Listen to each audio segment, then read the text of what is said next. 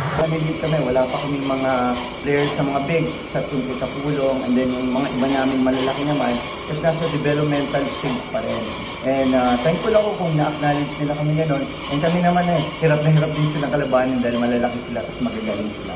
And hopefully, sana makakuha din kami sa mga big fish na sinasabi yung mga tumalo din sa amin. Sana sa second round, mabawian namin.